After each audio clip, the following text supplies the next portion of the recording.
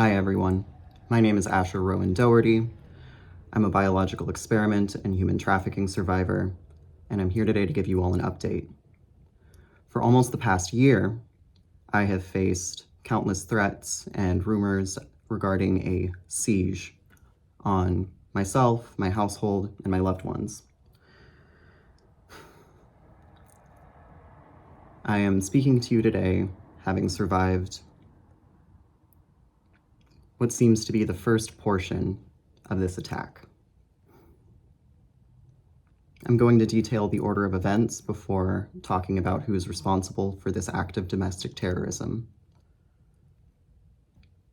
Throughout March, April, and May of this year, I was being poisoned with GHB and trafficked against my will.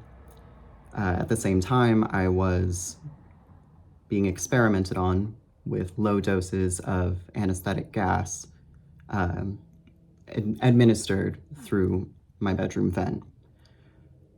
Between the GHB, the trauma of trafficking, and the anesthetic gas, my memory loss has worsened in the last couple of months. I wasn't fully aware of how often and for what purpose I was being gassed until the full-blown attack, which happened earlier this week. On the weekend of May 10th, I chopped a hole in my wall. Doing so may have made me look crazy or unstable, but I did it because in the event of a gas attack, cutting a hole in the wall can help control the flow of gas and make it easier to flush it out of an environment. So that's what I did.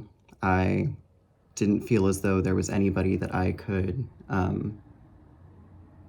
talk to about this. I didn't feel as though there was anyone who would believe me, and not everybody in my household was a safe person at the time. So I just did what I do, and I endured. So on Monday, May 12th, a couple of days after I opened a hole in the wall, our home was targeted with chemical warfare. The people who attacked us used an alternating combination of mustard gas and ethylene, and it sounded like two separate aerosol canisters being used in succession. It started around 1 a.m. This is the safety portion of the video. I'm not a professional, I'm not a healthcare provider, and this is just my personal opinion. This is my personal account. My perspective comes from being tortured, terrorized, and warred upon my entire life. What can I say? I'm a biological experiment. This is America. Hello, thank you for watching. So, mustard gas has a distinct odor, like horseradish or like its namesake, mustard. It's a blistering agent, meaning it causes coughing, excessive lacrimation or tear production, runny nose, and shortness of breath. In high doses, it can cause blistering of the skin, blindness, and respiratory failure, which can be fatal. Ethylene, as I mentioned before, is an anesthetic. It is almost odorless and clear, but it carries a slightly sweet scent. It causes feelings of numbness, tiredness, memory loss, and respiratory depression. So if you or your household are the target of a gas attack, evacuate the building and notify authorities as soon as possible by calling 911 or poison control. Seek medical treatment if you are exposed or believe you have been exposed to chemical weapons. While waiting for help to arrive, stay in fresh air, remove contaminated clothing, wash affected areas with soap and water, flush eyes with running water for 10 to 15 minutes, remove contact lenses. But Asher, you might be wondering, what if someone can't immediately escape a gas attack? Well, that was my situation, so maybe there are also some dependents in the house, like children or the elderly or the disabled that need support. In that case, there are still things you can do to keep yourself and others alive and minimize damage. Gases like phosgene, mustard gas, and ethylene are neutralized by soap and water. Soak a rag or cloth face mask in soap and water and breathe through the soapy mask. It'll help you get some fresh air as you move on to the next step of surviving. Ventilate the building as much as possible. Open windows, doors, and use fans or space heaters to dilute the gas. Heat is also an effective option in reducing the effects of a gas attack, as heat helps speed up chemical reactions. Only once you are properly masked and the space is adequately ventilated should you begin using open flames. That's just my opinion. Gases like ethylene are flammable in high concentrations, and in low concentrations, exposure to small flames, candles, matches, lighters, can help burn the gas off safely. If you still can't escape, position yourself near a doorway or window to give yourself as much access to fresh air as possible.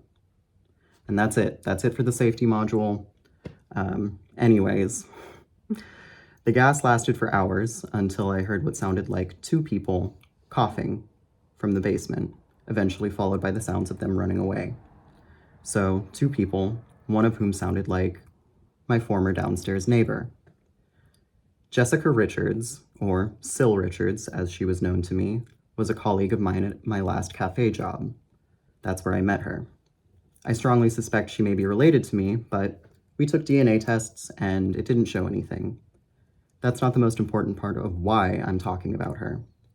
I treated her with respect and kindness, helped her find housing by letting her move into a downstairs unit in our home, and I supported her as much as I could as she moved from her old place into this one. That was in maybe November of 2024.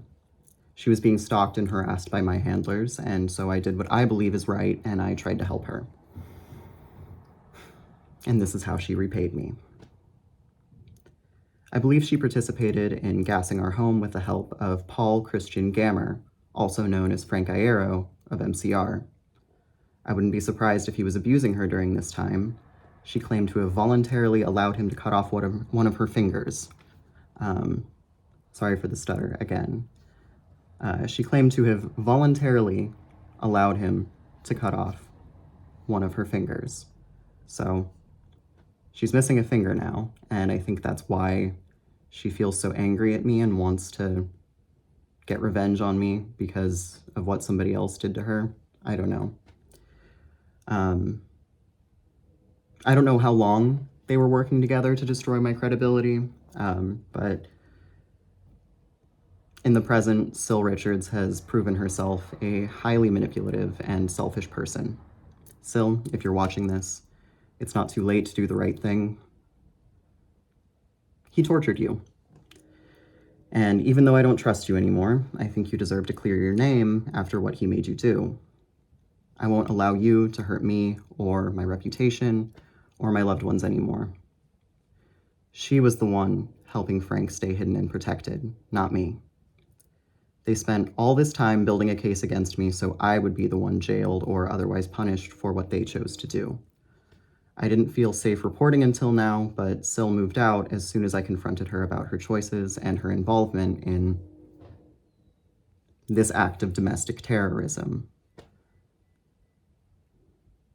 I hope she can learn from her mistakes to lead a happy and fulfilled life. As for Frank, or Paul Gammer, I believe he has been hiding out in the crawl spaces of our home. He specifically hides under the floorboards of my bedroom. He's been stealing food and water from our home. He's also been stealing my letters, song lyrics, and journal entries. If you've sent me a letter or any kind of fan mail, hate mail, any kind of mail, and I haven't responded, it's because he stole them from me. And to this day, I have not received any letters from anyone in the music world, in the art world, in the entertainment world, no old friends, nothing. He's stolen everything. I'm so sorry to those of you who I let down. There were reasons why I couldn't speak out yet, and there were reasons why I had to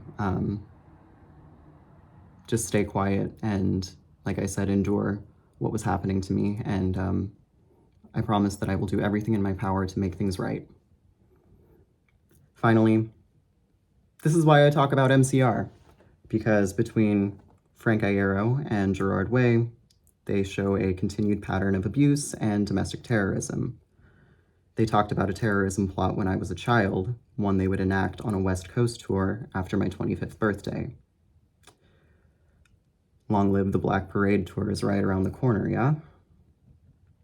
I believe Frank in particular, or Paul, wants to gas an entire concert. Since he's still in hiding and he can't kill me without raising suspicion, I believe his plan is to die in the walls of my home and frame me for murder. So, that is where I leave off today. Despite what you may have heard, I have no intentions to hurt myself or anyone else, and I am now in a position where I can comfortably report what's been going on with me and why I have been so quiet and acting so strangely lately. The war is not over yet, and there are people who, without being able to kill me, are trying to frame me and blame me for all of their crimes to make sure that I go down for them because, I don't know, they just see me as a scapegoat. As always, liberation, rehabilitation, and restitution for all the abused and enslaved, including myself, including Jessica. Take care of yourselves. I hope that I see you with better news next time, and hail Satan, everybody.